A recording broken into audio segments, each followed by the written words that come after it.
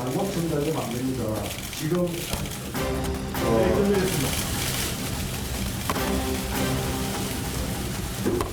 대표님, 대표님, 이렇게 할 수 있습니까?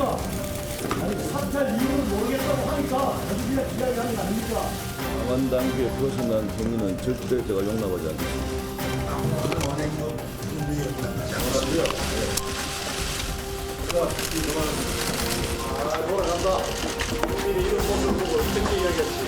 그때 국민들한테 우리 최고회의가 굉장히 즐거워 보이는 보여줬습니다. 김무성 대표님 말리, 윤석열 대표 말리는 그동안 누구겠느냐. 그거에 대해 순진이었다. 제가 그런 고백을 가지고 있습니다. 책판을 짜겠다. 비문, 반문, 이 지독한 진영을 극복하고자 하는 모든 세력이 함께하는 분야권 대의원입니다. 예, 뉴스아이드 오늘의 초대 손님 김태호 의원 모셨습니다. 어서 오십시오. 예, 반갑습니다. 국민의힘 김태호 의원 이렇게 소개를 해야 되는데 아직도 무소속이죠. 예, 그렇습니다. 왜 안 들어가고 계십니까? 곧 아마 진정에서 좋은 소식이 있을 겁니다. 저는 기대하고 있습니다. 못 들어갑니까? 안 들어갑니까? 뭐 안에 또 나름대로의 예. 어떤 그 시기나 예. 이런 부분들에 대한 고민들을 하고 있는 것 같아요. 예. 하여튼지 지난번 총선 때 참 그래도 무소속으로 그 지역에서 다시 이렇게 선택을 받은 거 보면 아직도 그 지역에서 또 경남에서 우리 김태호 할 일이 많이 있다 이렇게 본 모양이죠. 그렇게 또 선택을 해줘서 예. 저는 뭐 정말 열심히 해야 되겠다. 다 그 사랑으로 치면 첫사랑인 분들인데 예. 저는 어쨌든 또 결혼에 성공했고 또 앞으로 잘 살고 또 정치를 제대로 초심으로 하는 모습을 보임으로 인해서 예. 저는 보답하는 길이다 이렇게 생각합니다. 쉬고 계신 동안 주로 뭐 하셨어요? 주로 그 이제 미국 예. 제일 잘 나가는 나라 한 두 나라 한 가보자. 예. 그래서 미국 스탠포드 대학에 아. 조금 있으면서 그 실리콘밸리 예. 정말로 이 잠재력 성장, 그 미국을 견인하는 그런 산업적 배경에 대한 공부, 또 중국에서 또 중국 그 베이징 대학교에서 또 머물면서 그 중국이 이렇게 그 성장할 수 있는 배경의 어떤 리더십은 뭘까 이런 이런저런 또 많은 배울 수 있는 기회가 있었던 것 같아요. 근데 어떻습니까? 이 보면 물론 쭉 잘 나가는 것도 좋지만 정말 젊은 때 국무총리 후보도 되셨고 그런데 이 정치인들이 어려운 시기가 있잖아요. 예. 그때가 참 중요한 것 같아요. 그런 생각 안 드셨습니까? 그 결국 그 제가 20대 불출마한 배경도 예. 이런 모습으로 계속하는 것은 어떻게 보면 국민을 속이는 거고 자신을 기만하는 거다 이런 생각이 있었고요. 예. 오히려 그런 총리로 됐을 때 그 좀 낙마라든가 이런 과정들이 저한테 지금 가장 큰 서성이 된 것 같아요. 그래요. 그냥 공짜가 없구나. 예. 결국 이 구덩이에 사람은 빠져야 하늘을 본다 이런 표현이 있지 않습니까?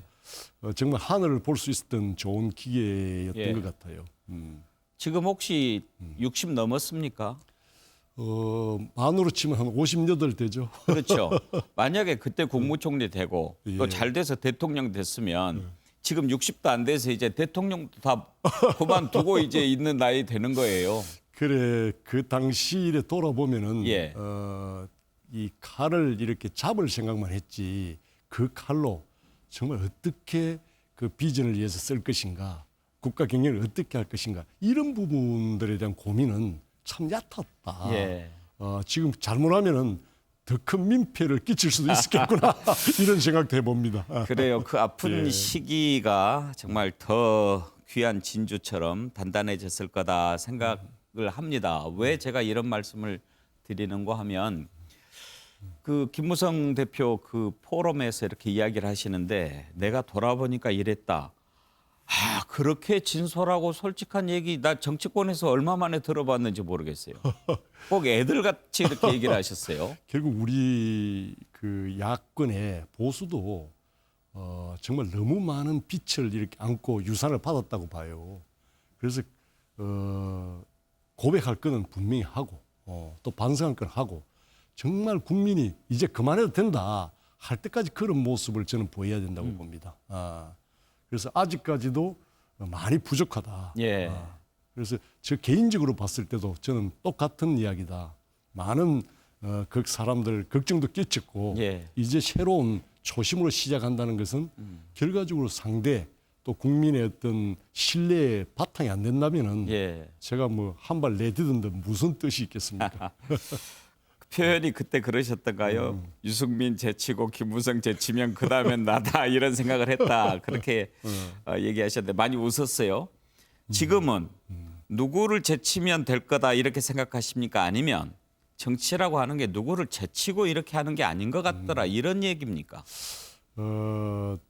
저는 아마 그때 제 욕심이 어떻게 보면 가장 큰 원칙이었던 것 같아요. 이 가슴 속에 국민에 대한 사랑이나 나라에 대한 어떤 사랑의 마음이 좀 가득한 상태에서 공심으로 이 정치를 해야 되는데 거꾸로 욕심을 넣고 하니까 오히려 그게 예. 민폐로 이렇게 많은 사람의 아픔으로 이렇게 만들었던 것 같아요. 예. 돌아보면은. 그래서 이제는 이제 우리 국가가 어떻게 가야 되고 또 내가 어떤 가치를 위해서 싸워야 되는가 어떤 그런 마음이 그래서 조금 김태호가 쓸모 있으면 좋겠다. 김태호 지나보니 그렇게 쓸모 있었어. 정치적으로 의미가 있었어. 이런 이야기 듣고 싶지. 제가 꼭 뭐 대통령이 돼야 되겠다. 그 칼을 잡아야 되겠다. 이런 생각은 아니라고 봅니다. 도인이 돼서 돌아오신 것 같은데요. 아닙니다. 아무튼 그런 얘기를 들으니까 예. 마음이 상당히 따뜻해지고 예. 좋아집니다. 우리 정치가 지금 너무 좀 강하게 부딪혀 있지요. 그렇습니다. 예, 조금씩만 이렇게 좀 역지사지하고 중간 지대도 있고 그러면 좋을 텐데 왜 그렇게 됐을까요? 제일 안타까운 게 이제 우리가 뭐 촛불 그런 민심이 예. 있었고 그 민심이 결과적으로 전체 국민 통합을 위한 참 제도 변화라든지 그런 미래로 가는 가치를 창출하는 데 썼다면 참 아쉬움이 큽니다. 결과적으로 어떤 진영의 어떤 이익을 그 변화가 진영의 이익을 대변한 것처럼 국민들이 많이 느끼고 있지 않습니까?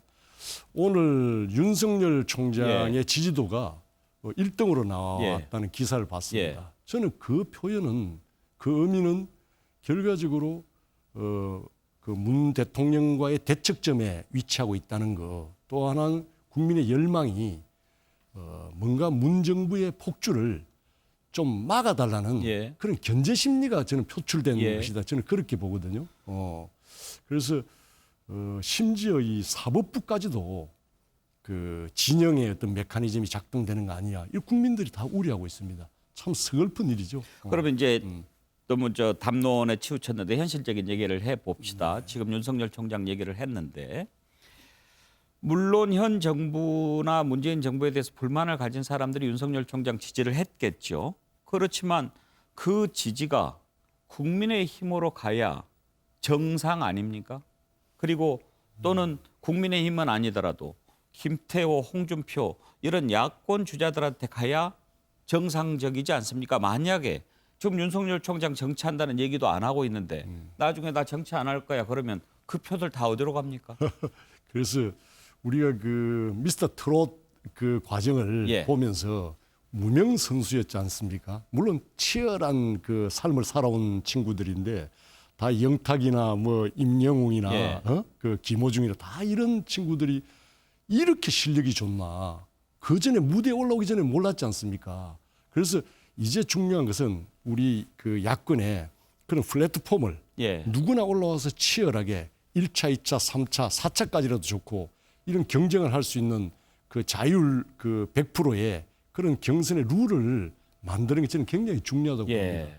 이런 과정을 통해서 결국 각 후보자들이 역사를 보는 시각이라든지 세상을 보는 눈이라든지 그 다 국가의 경영에 대한 비전이라든지 이게 국민들한테 이렇게 알려지고 그런 경쟁을 통해서 결국 마음들을 이렇게 모아서 미스터 트롯에서 무려 40% 가까이 시청률이 됐듯이 아마 그 판가름이 날 수 있을 것 같아요. 지금은 그런 장들이 지금 아직 열려 있지 않고 우리가 4.15 총선 패배 이후에 결과적으로 제대로 된 아주 리더십을 만들지 못하고 있지 않습니까? 4.15 패배도 결국 국민들의 기대를 언덕이 없었던 것이다. 이 문정부의 조국 사태 등으로 인해서 또 경제 실정 등으로 인해서 많은 민심이 이반됐음에도 불구하고 그 표를 그 민심을 가져오지 못했다는 뜻은 기대를 언덕이 없던 것이다. 리더십이 없었던 것이다. 저는 그렇게 보거든요. 그러면 그래서 그 플랫폼이 만들어지면 새로운 판이 짜여질 것이라고 하는 기대가 있습니까? 그 당연히 만들어야 되고 예. 지금 이런 윤석열의 지도의 상징은 이제 야권 단합하라. 그렇게 단합으로 응답을 해야 된다는 그런 명령이라고 저는 보거든요. 네. 그래서 그 단합의 연대에 어떻게 그 연대를 할 것인가. 결국 이 향기 있는 꽃이 있어야 벌이 이렇게 모여들듯이 저는 연대의 끈이 예.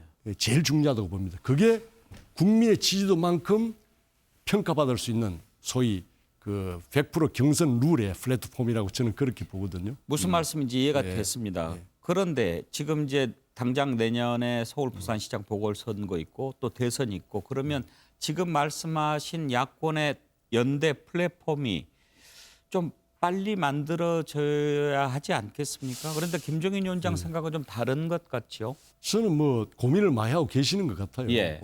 같고 이번 보선의 그런 그 연대에 어떤 끈을 만들지 못한다면 저는 대선도 굉장히 어려울 거다 이렇게 보거든요. 예. 그래서 김종인 비대위의 가장 큰 업적은 아마 그 경선 룰과 관련된 플랫폼을 만드는 게 가장 네. 큰 업적이 될 거다. 예. 저도 계속 요구하고 있고 그 방향으로 아마 지도자급에서 그 의견을 저는 이끌어낼 걸로 보고 있습니다. 내년 4월까지 그게 가능하겠습니까? 충분합니다. 아니 김종인 위원장 생각을 안 바꾸는 상황에서 아마 국민적 요구나 지금 이 국민적 민심이 예. 아마 그걸 그 방향으로 가지 않으면 안 될 거다. 아마 어려울 겁니다. 그래 갈 거라고 저는 확신합니다. 김종인 위원장이 예. 그쪽으로 갈 거다. 갑니다. 예. 본인이 원해서 갈까요? 다른 쪽 압력에 의해서 갈까요? 그분도 나라에 대한 걱정이 많은 분이고 또 당이 어떻게 해야 승리의 조건이 된다는 걸 누구보다 잘 알고 계시는 분이라고 봅니다. 예. 알겠습니다.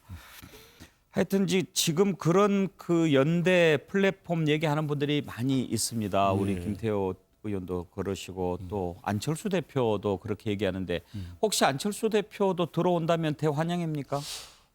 그건 누구는 안 된다. 예. 된다 이야기는 해서는 안 된다. 모든 기득권을 내려놔야 된다. 심지어 우리 국민의힘은 사실상 넘어져가는 어떤 기업 파산 직전의 기업이었습니다. 기업으로 그 비유하자면은 여기에 결국 김종인 대표를 좀 우리 좀 구해 주십사고 예. 모신 분이에요. 예.